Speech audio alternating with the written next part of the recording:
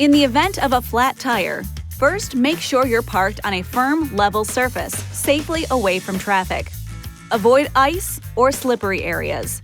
Turn the hazard lights on, turn the ignition off, and set the parking brake. There should be no one in the vehicle. Block the front and rear of the wheel diagonally opposite the jacking position. For example, if the left rear tire is damaged, block the right front tire. If your vehicle is equipped with air suspension, automatic leveling should be disabled in the Uconnect system by selecting Tire Jack mode. You should also disable the hands-free liftgate before proceeding. The scissor jack and tire changing tools are in the rear cargo area under the load floor. Remove the storage cover by pressing the two side tabs and lifting up. Then, remove the jack and tools. You'll find the spare tire underneath the rear of the vehicle, held in place by a cable winch mechanism. Remove the plastic plug covering the access hole. Attach the lug wrench to the square socket extension and fit the extension over the drive nut. Turn the lug wrench counterclockwise on the nut until it stops, and the spare tire is on the ground with enough slack in the cable to allow you to pull the tire out from under the vehicle.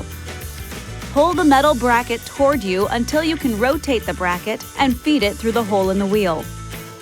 Now go to the damaged tire and use the lug wrench to loosen, but do not remove the lug nuts. One turn counterclockwise with the wheel still on the ground. Triangular symbols on the sill molding indicate the front and rear jacking locations. To change a front tire, place the jack on the body flange just behind the front tire. To change one of the rear tires, place the jack in the slot on the rear tie-down bracket just forward of the rear tire. Do not raise the vehicle until you are sure the jack is fully engaged. To raise the vehicle, turn the jack screw clockwise with the lug wrench. Raise it until the tire just clears the surface with enough clearance to install the spare. Remember, minimum tire lift provides maximum stability. Okay, now go ahead and remove the lug nuts and wheel. Set the spare on the vehicle with the valve stem facing out. Damage can occur if the spare tire is mounted incorrectly. Reinstall the lug nuts and tighten them clockwise. Now, turn the jack handle counterclockwise to lower the vehicle and remove the jack. Next, tighten the lug nuts. Tighten each one twice in alternating fashion. Apply maximum effort for this final tightening of the lug nuts. It's always a good idea to have the tightness checked with a torque wrench by an authorized dealer or at a service station.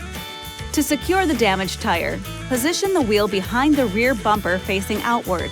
Then, push the end of the winch's cable, spring, and steel sleeve through the hole. Slide the road wheel on the ground until it is directly under the winch. Raise the tire by turning the lug wrench on the winch extension clockwise until it clicks 3 times to make sure the cable is tight. Now just secure the jack and tools in their proper locations and you're ready to go. This video is not intended to take the place of your owner's manual. For complete details and other important safety information, please see your owner's information.